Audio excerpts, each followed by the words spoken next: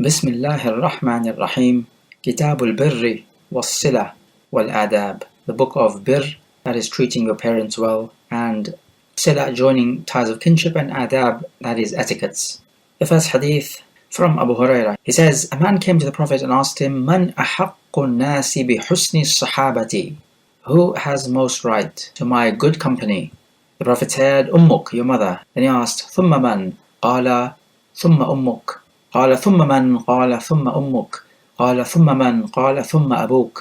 So he said, your mother 3 times, and then when he was asked, and then who?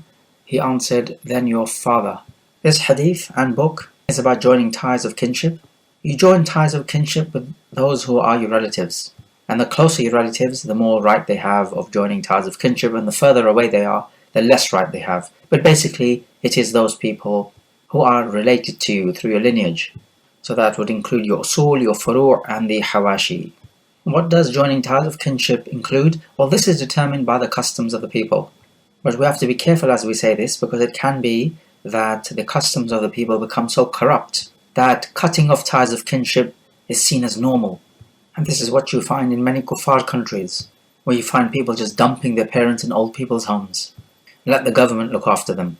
We've got parties to attend to. Cutting ties of kinship is a major sin. Allah Jalla wa Ala gives a warning.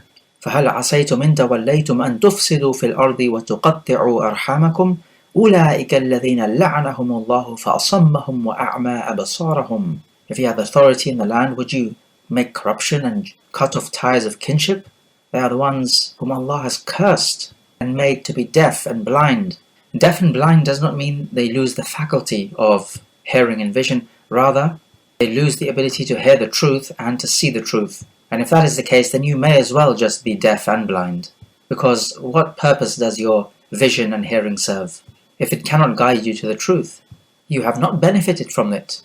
From the Silatul Rahim is to spend on the poor people of your relatives if you are going to be an inheritor of them and you have the money to do so. For example, a man spending on his brother. If the man is going to inherit from his brother, should his brother pass away at this moment. This is on the condition that he has sufficient money and that his brother is poor and is unable to earn. That would include spending on matters like food, drink and clothing and shelter, but also for marriage as well, if he needs money for that. Because to keep chaste is a serious need, just like food and drink. Why did the Prophet mention the mother 3 times? Would it not be enough just to mention the mother first and then to mention the father? Well, it is to show us that her rights are 3 times more than the father. That is to say, she has far more rights than the father of your good company and service. It is to demonstrate or illustrate the great gulf between the rights of the father and the rights of the mother. Why should this be? Well, because firstly, she had to suffer more than anyone else to bring you into this world. And then secondly, as Allah Jalla wa Ala says, حَمَلَتْهُ أُمُّهُ كُرْهًا وَوَضَعَتْهُ كُرْهًا. His mother carried him out of hardship and then gave birth to him out of hardship. And then secondly, she is the one who is most severe in her care for the child and her compassion. And treatment such as this can never go unrecompensed. There's also a third reason, because the woman is weaker than the man. She may be weaker at claiming her rights than the man. With the father being stronger, being a male, being more stubborn, he's going to claim his rights if he feels somebody is taking liberties with him. Whereas the mother may not be able to do that because of her physical and emotional weakness. So you have to pay extra attention to her because of that. And you will notice in the Sharia that every time a person is weaker, the Sharia becomes more severe at protecting their rights. So for example, if we take a look at orphans, we take a look at the poor people, the masakeen, we take a look at the wayfarer who has been cut off from his homeland, we take a look at the widows. These are all vulnerable types of people, and the Sharia is emphatic at giving them their due rights and giving them due concern. Now compare these types of people with a 30-year-old man who is financially secure and has a regular job. This type of profile does not need defending, does not need care and compassion. Rather, on the contrary, it is this type of profile that should be looking out for others. not others looking out for him.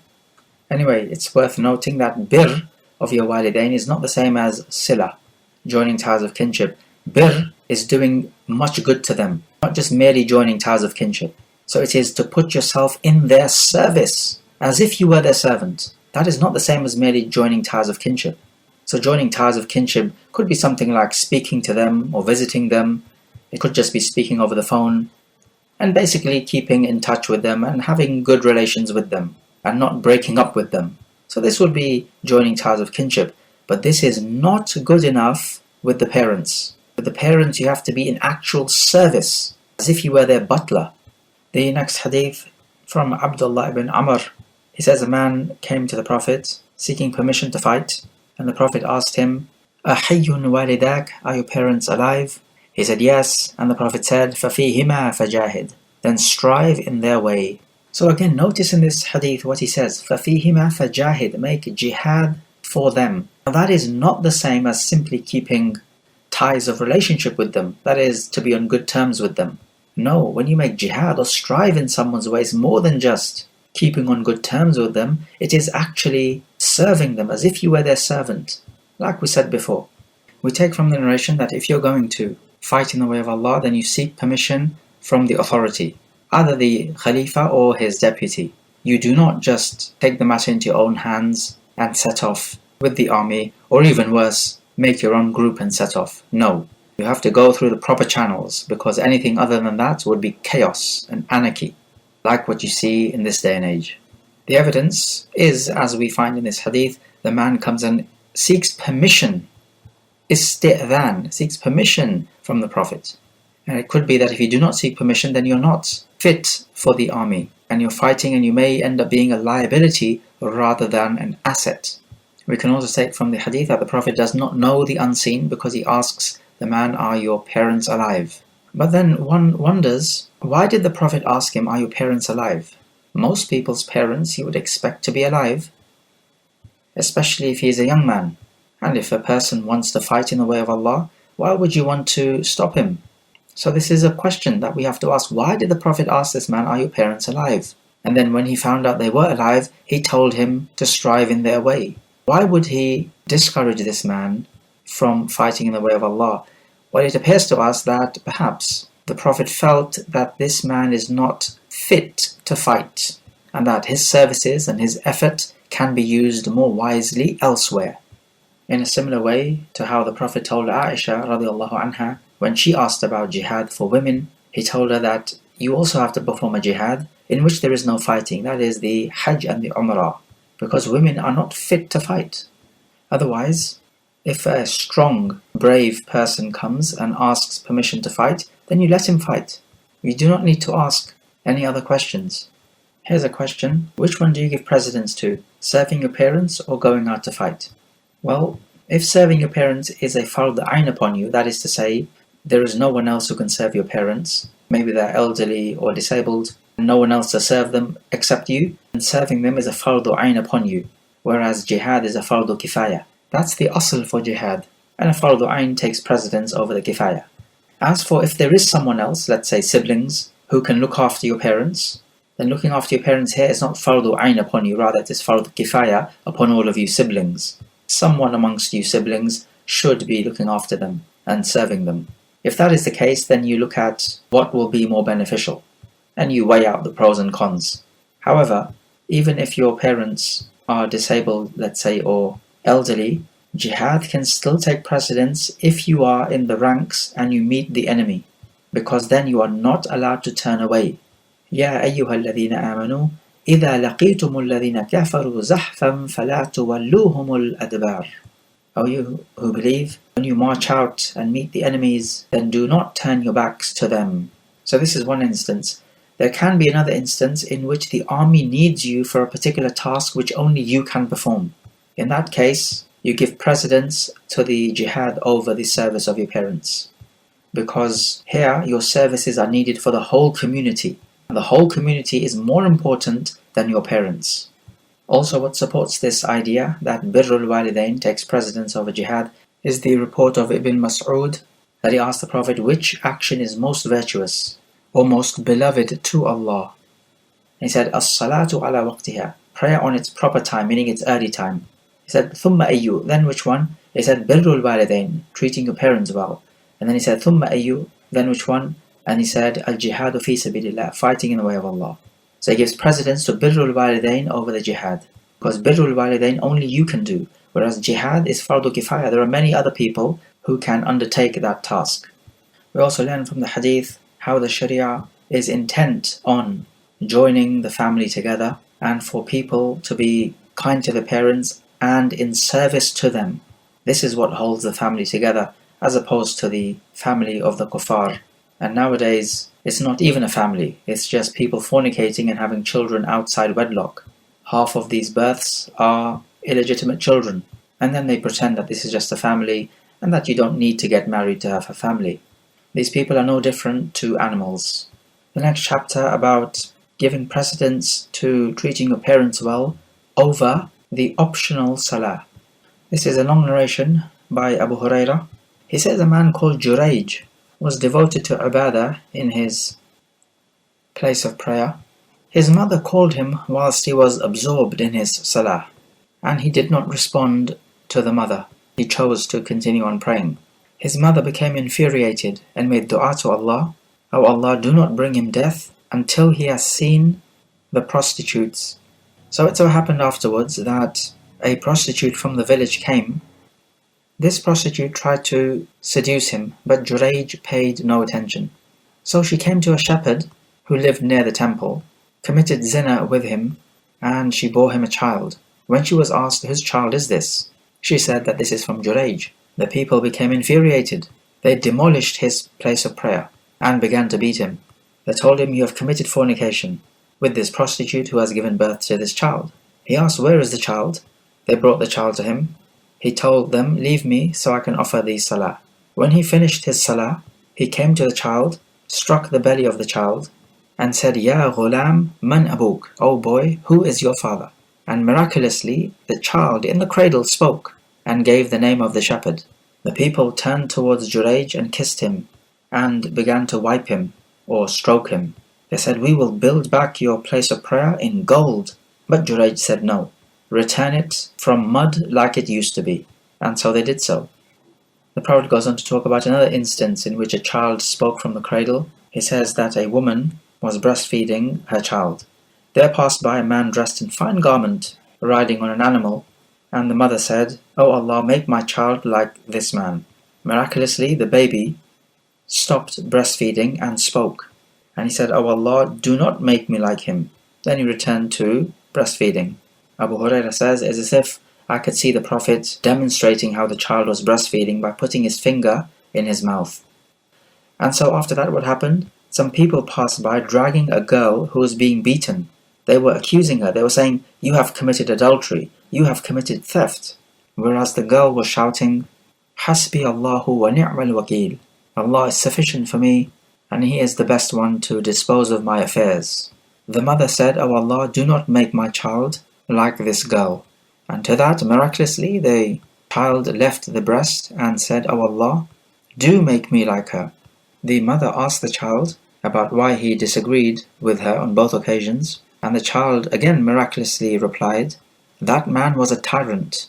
That's why I said, O Allah, do not make me like him." And as for that girl, she in fact did not commit zina, nor did she commit theft. And so I said, "O Allah, make me like her." That is to say, make me one of those who does not commit zina nor theft. In this narration, the Prophet is speaking about other babies who miraculously spoke from the cradle. The famous one being, of course, Isa ibn Maryam, who was the last prophet of Banu Israel. And there is no prophet between Isa and Muhammad alayhi salatu wassalam. In Surah As-Saff, وَإِذْ قَالَ عِيسَى بْنُ مَرْيَمَ يَا بَنِي إِسْرَائِيلَ إِنِّي رَسُولُ اللَّهِ إِلَيْكُمْ مُصَدِّقًا لِمَا بَيْنَ يَدَيَّ مِنَ التَّوْرَاةِ وَمُبَشِّرًا بِرَسُولٍ يَأْتِي مِنْ بَعْدِ اسْمُهُ أَحْمَدَ. So he's giving a glad tiding to Banu Israel of a messenger who will come after me. He says his name will be either Ahmad or it means most praised. Some of these historians have claimed that there was a prophet after Isa and before the last prophet called Khalid ibn Sinan, and that is a lie. So we have this man Jurayj who keeps away from people and just practices his ibadah. And this is better if mixing in with people will cause you fitna. But if not, then mixing in with people, especially if you can teach them and set an example for them, is better. As the Prophet said, الرجل الذي يخالط الناس ويصبر على أذاهم خير من الذي لا يخالطهم ولا يصبر على أذاهم. The man who mixes in with people and bears with patience their harm or their annoyance which he receives from them is better than the one who does not mix in with them and does not bear with patience their annoyance. If your deen is at danger, however, from the fitna of the people, then in the Sahih the Prophet said, يوشك أن يكون خير مال الرجل غنم يتبع بها شعف الجبال ومواقع القطر. There is about to come a time when the best wealth of a man will be his sheep, whom he will take on the mountain pathways and on the places where it rains. That is to say, away from the people, fleeing from the fitna. We take from this narration that if you are praying a nafila prayer and your parents call you, then you must answer the parents and break your prayer. But that is on the condition that it is a nafila, not a wajib prayer. Because if it's a wajib prayer, then the rights of Allah take precedence over the rights of the parents.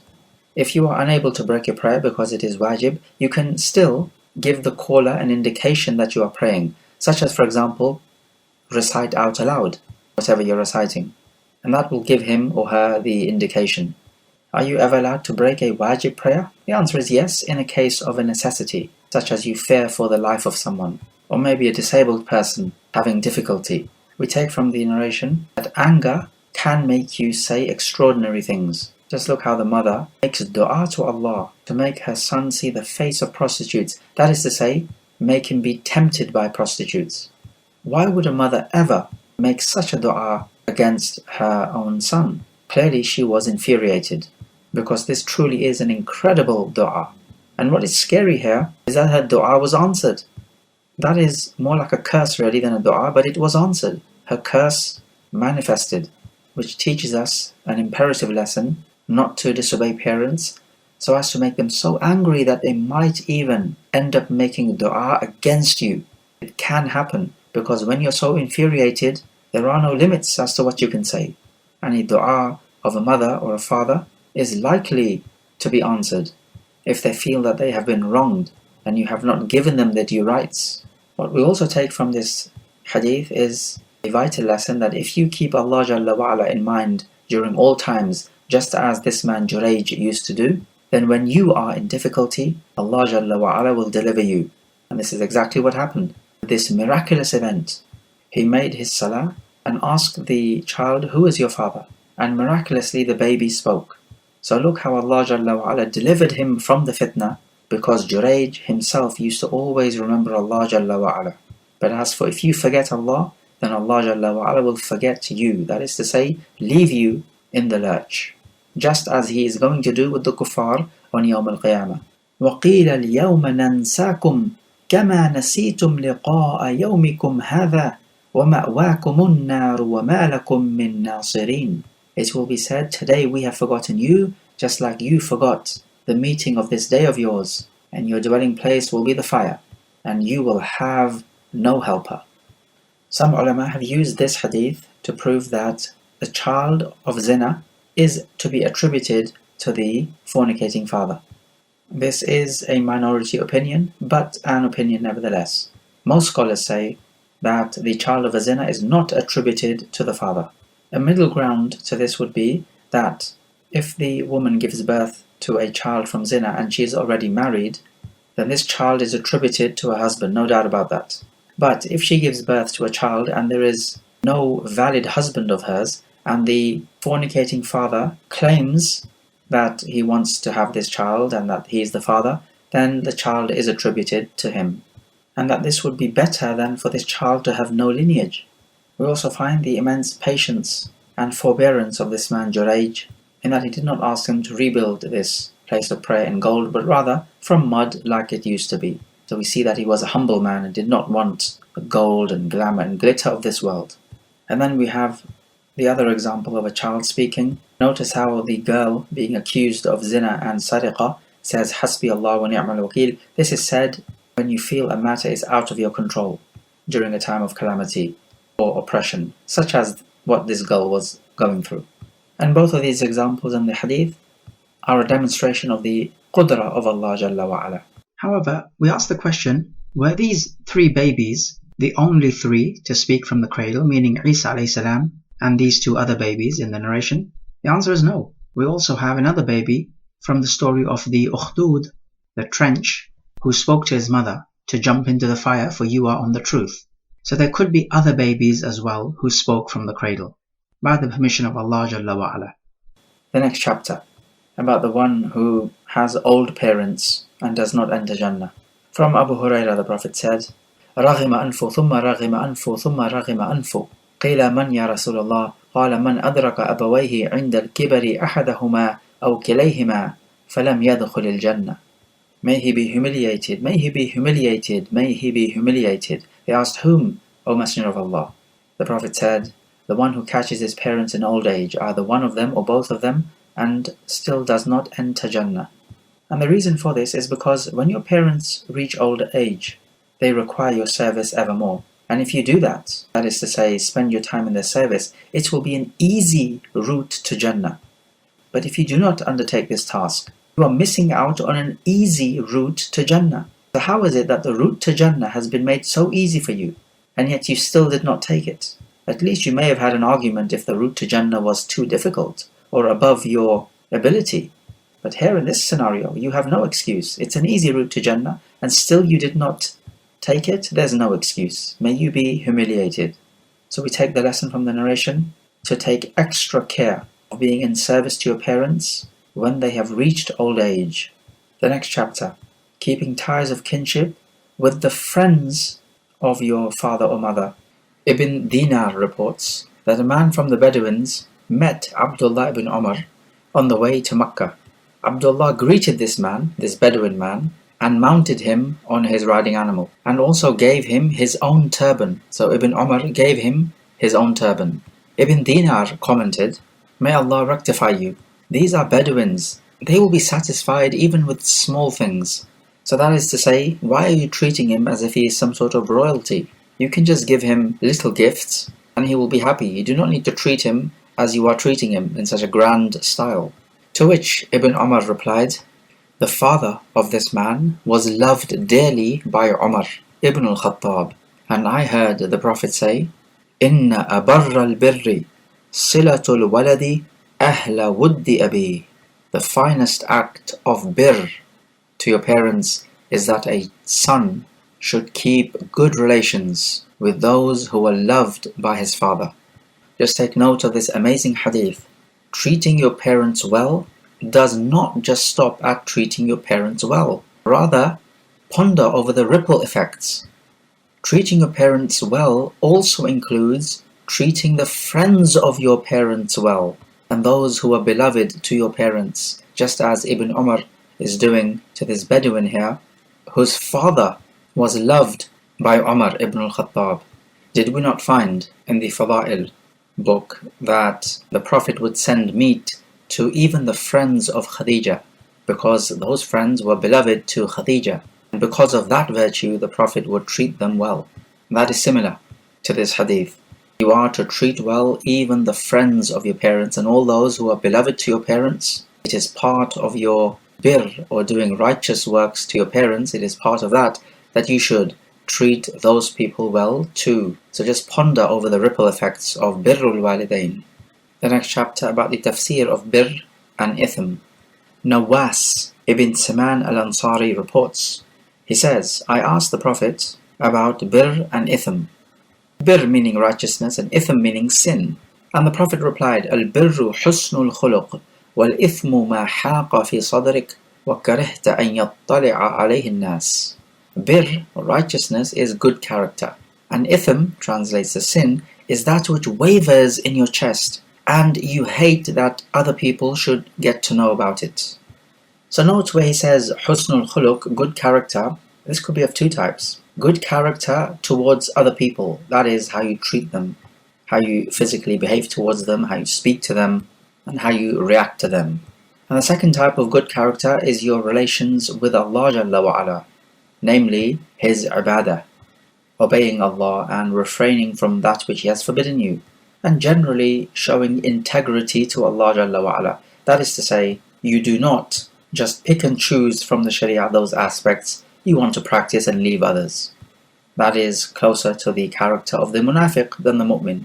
He talks about what sin is. It is that which wavers in your heart, and you do not want that others should find out that you were involved in this particular ithm. And this is from your natural fitrah. Natural goodness tells you that this is wrong. Yes, it is true that we have people of sin and transgression. The kuffar, they will not even hesitate in committing sins. And so the ithm in their chest will not waver.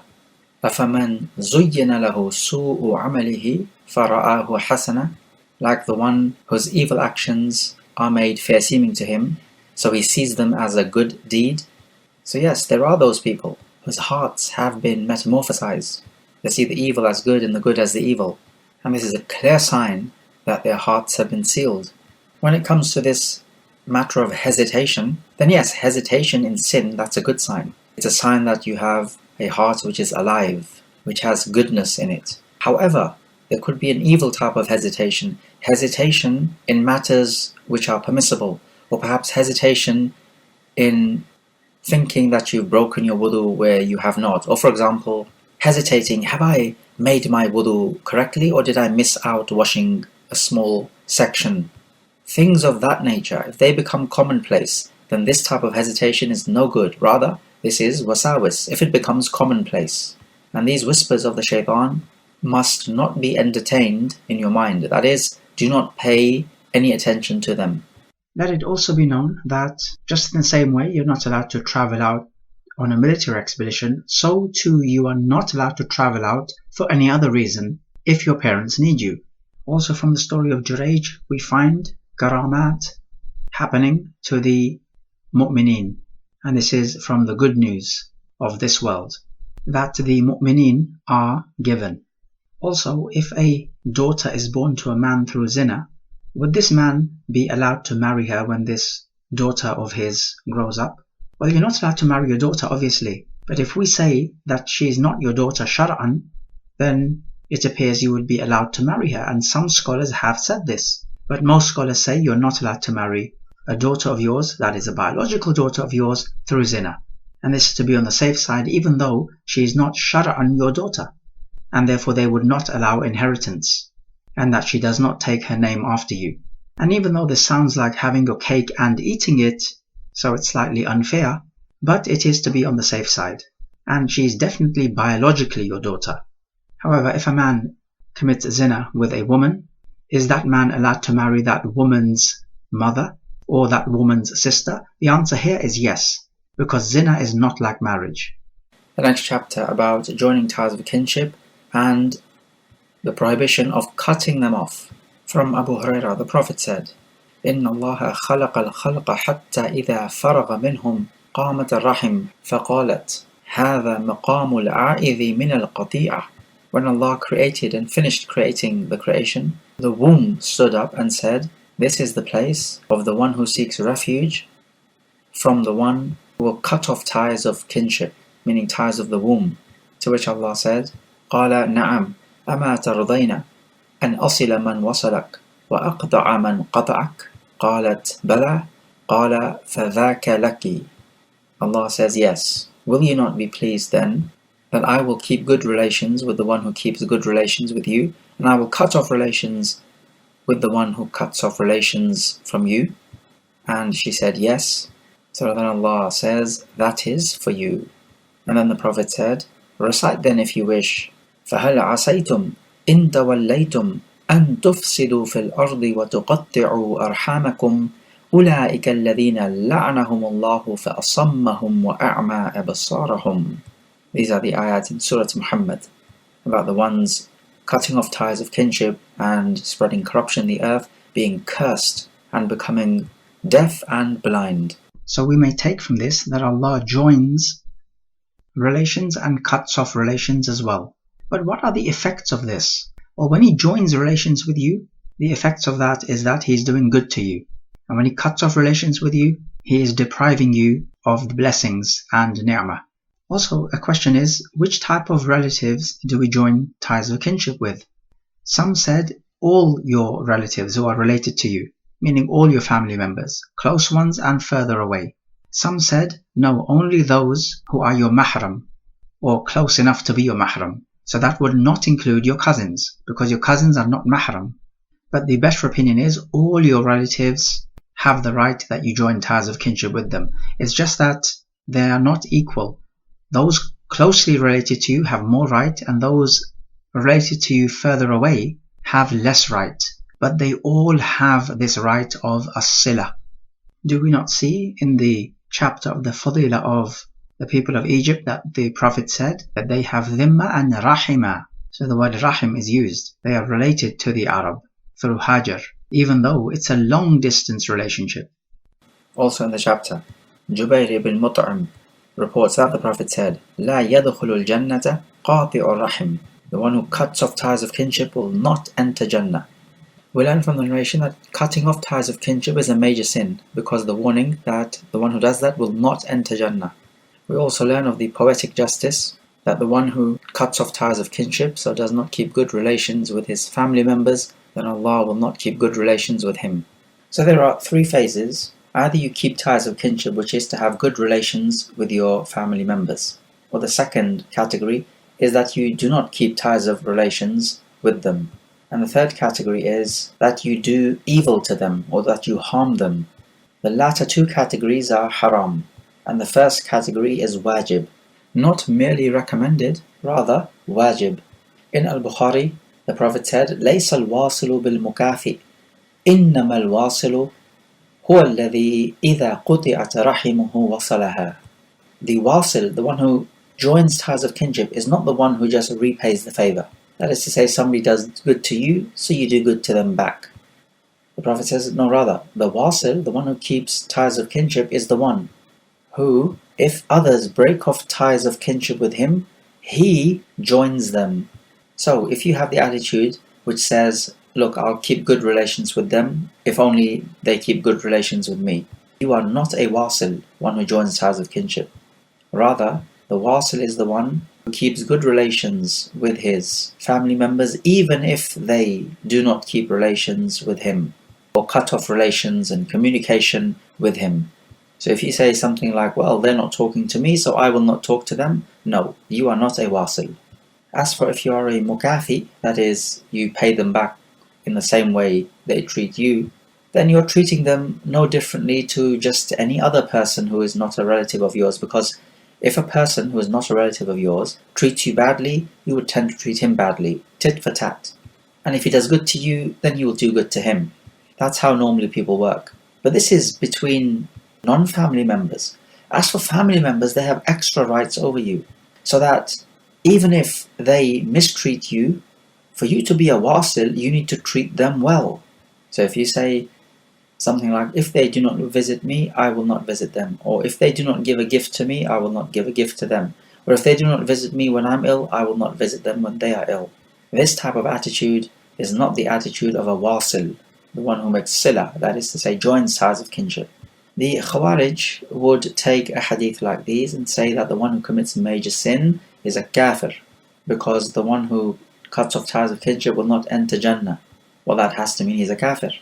We say this entry of Jannah is of two types. So entry means dukhul. So the first type of dukhul or entry is ad-dukhul al-mutlaq, absolute entry. That is to say, the complete and perfect entry. So that is, you enter Jannah without any prior punishment. And the second dukhul is mutlaq ad-dukhul. This is to say, the asl ad-dukhul. You will enter Jannah at some point in time, either at the beginning or later on. So it could be the case that you enter straight away, or it may be the case that you enter after punishment. The hadith here is talking about ad-dukhul al-mutlaq, that the one who cuts off kinship will not have the ad-dukhul al-mutlaq, the absolute dukhul, that is to say, without being punished. But as long as he's a Muslim, he will enter Jannah at some stage. That's the first point to make. The second point is that Allah Jalla wa Ala can forgive all sins, except for shirk. He has made it haram for himself to forgive. And cutting ties of kinship is not shirk, so it is still possible that it can be forgiven. Also in the chapter from Anas ibn Malik, that the Prophet said, Man ahabba an yubasata lahu rizquhu wa yunsa'u lahu fi atharihi falyasil rahimah. Whoever would love that his provision should be expanded for him and that his life be lengthened, then let him join ties of kinship. In the previous hadith, we had a warning of cutting off ties of kinship. The first hadith says that Allah will cut off relations with the one who cuts off relations of the womb and join relations with the one who joins relations of the womb. And then we had the hadith that the one who cuts off ties of kinship will not enter Jannah. So these are warnings. And now we have something more positive, a reward for those who join ties of kinship. Rizq translates to provision is of two types. One for this world, and that will be in terms of your wealth or basically your economic needs. And second type of rizq is that which will straighten your deen out, so in terms of iman and righteous actions. So you need both types of rizq. We find from this hadith that joining ties of kinship is a cause for your rizq to be expanded and your life to be lengthened. This is a bit like saying whoever wants to have children, let him get married. Or whoever wants to be healed from this particular disease, let him take this particular medicine. It does not change the qadr, of course, but it's just a sabab for achieving a particular aim. Allah Jalla wa Ala says, فَإِذَا جَاءَ أَجَلُهُمْ لَا يَسْتَأْخِرُونَ سَاعَةً وَلَا يَسْتَقْدِمُونَ. When their appointed term comes, they cannot delay it nor bring it forward in aught. So the point is, nothing changes the qadr of Allah Jalla wa Ala because the cause and the effect are both part of the qadr of Allah Jalla wa Ala. So how can the cause then change the qadr of Allah when the cause is part of the qadr of Allah? Also in the chapter, Abu Hurairah reports that a man came to the Prophet and said, Ya Rasulullah, inna li qarabatan asiluhum wa yaqta'uni wa uhsinu ilayhim wa yusi'una ilayya wa ahlumu anhum wa yajhaluna alayya. O Prophet, I have some relatives. I join ties of kinship with them, but they cut me off. And I do good to them, but they do bad to me. And I bear them with patience, but they act foolishly towards me. To which the Prophet replied, لَإِن كُنْتَ كَمَا قُلْتَ فَكَأَنَّمَا تُصِفُّهُمُ الْمَلْ وَلَا يَزَالُ مَعَكَ مِنَ اللَّهِ ظَهِيرًا عَلَيْهِمْ مَا دُمْتَ عَلَى ذَلِكَ. If you are as you have just said, then it is as if you are throwing hot ashes on their faces, and there will never cease to be a helper for you from Allah as long as you are in this state. This narration is connected to the narration in al-Bukhari, لَيْسَ الْوَاصِلُ بِالْمُكَافِئ. The wasil is not the mukafi. So the mukafi would be the one who joins ties of kinship if only the others will join ties with him. But if they do not, he will not. No, this is not the wasil, this is the mukafi, who treats his relatives no differently to how he would treat a non-relative. In this narration, he joins ties of kinship, but they cut him off. He does good to them, but they do evil to him. He bears them with patience, but they act foolishly towards him. So you can see it's completely lopsided. The Prophet says about this situation, it's as if you are throwing hot ashes in their mouths. That is to say, you are a cause of punishment for them due to how they are treating you. So it's their fault. And he makes a second point, that there will be always with you a helper from Allah as long as you are in this state. That is to say, doing good to them even if they are doing evil to you. So we find from this hadith and many other hadith about joining ties of kinship how emphatically the Sharia orders to keep good company with family members. It desires a strong, firm, unshakable family unit. Let's take the next chapter about the prohibition of nursing mutual jealousy and hatred and aversion. From Anas ibn Malik, the Prophet said, لا تباغضوا ولا تحاسدوا ولا تدابروا وكونوا عباد الله إخوانا لا يحل لمسلم أن يهجر أخاه فوق ثلاث. Do not hate each other, do not envy each other, do not turn your backs to each other. Rather, you all should be, O servants of Allah, brothers. It is not permissible for a Muslim to abandon his brother for more than 3 days and nights. So, a few prohibitions in this hadith. The first one, لا تباغضوا, بغض, meaning hatred. You normally hate somebody because he has done or said something that you dislike, or perhaps it could be that there is something about his character that you hate. Well, if that is the case, you need to balance yourself out. If he has done something to anger you, then he would have also done something to please you. If he has some negative aspects in his character, then he will also have some good aspects in his character. Be balanced. This is the message. And the biggest victim of your hatred and of your anger will be your own self. How is this? Because no one will feel more bitter inside themselves than you do because of your own hatred. Your hatred, your jealousy will eat away at you. That is not the mental state of affairs you want to be in. The old saying goes that love is blind, because you only look at the positives of a person, not their negatives. While hatred is also blind, you'll only look at their negatives and not their positives. And likewise with turning your backs, this is abandoning your brother. Sometimes you could find yourself in a situation where you feel immensely angry at your brother and you simply do not want to speak to him. The Sharia here, as you can see in the hadith, does allow for some leeway in this matter. It does give you some time to cool down. In fact, it gives you 3 days and nights. But after that, you must say the salam. Can you make a hijrah or abandon a brother for more than 3 days? The asl here is no, unless it is for a greater benefit. So we can divide the hajr up into 3 types. The first one is haram, and this is where it is for no particular reason. The second is when you have, let's say, some sort of friction between yourself and the brother, some personal grudge or whatever it may be. You're allowed 3 days to abandon him, but after that the salam at least must be said. And the third type is that you can abandon him for more than 3 days for a maslahah. If, for example, he is upon a particular sin and abandoning him from the community, that is, if he gets abandoned by the community, he will cease that particular sin, then in a case like that it is allowed. So this abandonment that we speak of is very much like medicine. If it will work, then yes, take it, but if it will not work, then there is no point in taking it. The next chapter about abandoning your brother for more than 3 days without a valid shari'i excuse. From Abu Ayyub al-Ansari that the Prophet said, لا يحل لمسلم أن يهجر أخاه فوق 3 ليال يلتقيان فيعرض هذا ويعرض هذا وخيرهما الذي يبدأ بالسلام. It is not halal for a Muslim to abandon his brother for more than 3 nights. They both meet each other, and the first one turns away, and the second one turns away, and the better of the two is the one who begins with the salam. From this hadith, we find that the asl is that you do not abandon any one of your brothers as long as he is a Muslim. Even if he is a sinful person, you still at least say the salam to him. And even with a sinful person, one might say, why don't we abandon him so that perhaps he gives up his sin? We say, this is permissible as long as there is an expected maslahah. But if there is no expected maslahah, benefit in that, then no, you do not abandon another Muslim. Otherwise you could be opening up the doors to much evil.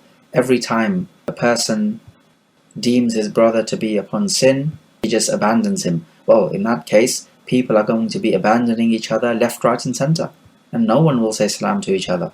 That is not how we want the community to be. And you might even find that many evil people, if others abandon them, they just increase in their sin. So the situation there would be even easier to decide. You do not abandon your brother. In a case like this, you need to make islah or rectification, and then perhaps they will accept your admonition. We may take from this hadith that beginning the salam is not wajib, because if it had been wajib, then the Prophet would not give permission of 3 days not to begin the salam. Nevertheless, the strong encouragement is for you to be the one who begins the salam, just as the Prophet said, the better of the two is the one who begins with the salam. And we take from the hadith that the hajr or the abandonment ends with the salam, because when you address somebody, then you have not abandoned him. We know, for example, that the Prophet and his companions abandoned Ka'ab ibn Malik and 2 other companions for 50 nights because they missed the expedition of Tabuk. So this was an abandonment for a particular perceived benefit. But if there is nothing of the sort, then no, you're not allowed to abandon for more than 3 days. Now here one might ask, how come the kuffar are not to be abandoned? If we're allowed to abandon a sinful Muslim, then why not abandon the kuffar in totality? And the answer is that the kuffar are abandoned with the heart, in that you do not have any love for them and you have no alignment with them. So they are abandoned from that angle, but not from the speech angle, in that you are allowed to converse with them. And this is because in abandoning the Muslim, he may revert from his evil ways and come back onto practicing the sunnah and give up his sins. However, not talking to the kuffar is not going to have this effect. He will continue upon his kufr, and therefore abandoning him by way of conversation is not a remedy that will produce any beneficial fruits. And the whole point about abandonment is that, as we said before, is treated like a medicine. If it works, take it. If it does not work, do not take it. The next chapter about the prohibition of thinking negatively of another Muslim, and tajassus, which is spying, and tanafus, which is competing with each other, with tanajush, which is to make najash, and other than that. From Abu Hurairah that the Prophet said, إِيَّاكُمْ وَالظَّنَّ فَإِنَّ الظَّنَّ أَكْذَبُ الْحَدِيثِ وَلَا تَحَسَّسُوا وَلَا تَجَسَّسُوا وَلَا تَنَافَسُوا وَلَا تَحَاسَدُوا وَلَا تَبَاغَضُوا وَلَا تَدَابَرُوا وَكُونُوا عِبَادَ اللَّهِ إِخْوَانًا. Beware of speculation or hot gossip or conjecture, for this suspicion is the falsest of news. And do not be inquisitive about one another, meaning trying to find the secrets of other people. And do not make tajassus, which is spying, and do not compete with each other, and do not be envious of each other, and do not hate each other, do not turn your backs to each other, but rather you should all be brothers. We find in this hadith some social rules and regulations. He says, إِيَّاكُمْ وَالظَّنَّ. Al-dhann is when you are 60, 70, 80, 90% sure, but you're not 100% sure. So it's speculation or conjecture. So what this hadith means to tell us is, do not harbour negative thoughts about other people. You may suspect another person of doing something evil or harbouring, let's say, evil aqidah. As long as it's just a conjecture and you're not sure, then do not harbour negative thoughts about someone else. There is a narration, even if it is weak in its isnad, found in the Sunan, that the Prophet told us, let none of you tell me anything about another person, because I want to go out and meet the people with a sound heart. That is to say, not harbouring any negative thoughts about another person. So the Prophet told us, لا تحسسوا, do not pry into other people's affairs, trying to find out the secrets. As in Yaqub alayhi salam telling his sons, يا بني يذهبوا فتحسسوا من يوسف وأخيه. So find out information about Yusuf and his brother. That is to say, gather some intelligence, like military intelligence. So this is something you must not do with other Muslims, as surely you would not want them to do that to you. Tajassus, spying, would be done either through the eyes or ears. Tahassus would be to gather information through your limbs, your arms and legs. Maybe you travel out to another land or do something physical to gain information. Okay, what about this question? That you suspect somebody of some foul play and you have strong indications that indicate to that. Are you allowed to have su'ul dhann, or thinking badly of that person, because of these strong indications that you have? Well, in a case like this, it is permissible to harbour these suspicions. And not every type of suspicion is evil or wrong. As Allah Jalla wa Ala says, يَا أَيُّهَا الَّذِينَ آمَنُوا اجْتَنِبُوا كَثِيرًا مِنَ الظَّنِّ إِنَّ بَعْضَ الظَّنِّ إِثْمٌ. O mu'minun, avoid much of these suspicions and conjecture, because some of these conjecture or suspicion are sinful. So if some of them are sinful, then that means some others are not. So if you have a strong qarina, then you're allowed to go by the qarina, as in, for example, the shirt of Yusuf alayhi salam being torn from behind, which means that the wife seduced him, or the story of Salmaan alayhi salam cutting the baby into two. However, one may object and say that if you allow this, then people will start talking about others, mentioning them by name. And we say no, this is not necessary. Rather, if you know a particular person committing a particular sin, or rather we should say you suspect him because you have strong indications to suggest that this is the case, then when you warn against such an evil action, you do not need to mention that particular person by name. Rather, you can simply tell the people, look, there are people amongst us who are doing such and such a sin. And you need not mention anyone's name so as to bring it down to a personal level.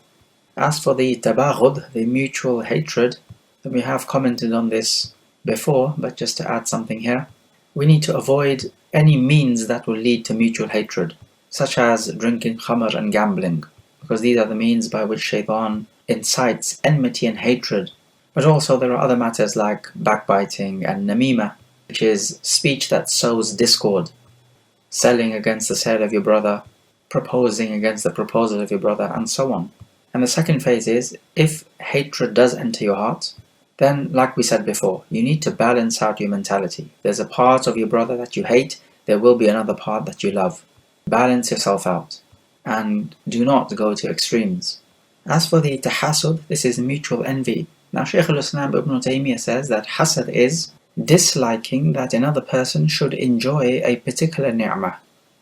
And this is haram because with this hasad you are actually opposing the qadr of Allah Jalla wa'ala, because Allah has decreed that he should enjoy a ni'mah and you are wishing that it never happened. As for the tanafus, competing with each other, then this needs to be understood in the context of competing with regards to the dunya, not competing with regards to the akhirah. Tanafus, or to be the best with regards to the akhirah in Jannah, then this is something good. وَفِي ذَلِكَ فَلْيَتَنَافَسِ الْمُتَنَافِسُونَ. About the Jannah, let those who want to compete with each other. But competing with each other with regards to the riches of this life would lead to your destruction. Just as the Prophet warned us that the dunya will open up for us and we will compete against each other for it, just like the people before us competed each other. And it would destroy us just as it destroyed them. We seek refuge in Allah.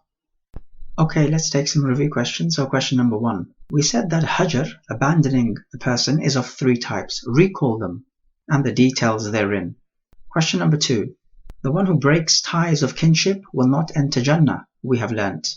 Is this an evidence for the Mu'tazila and the Khawarij? Explain your answer. Question number 3.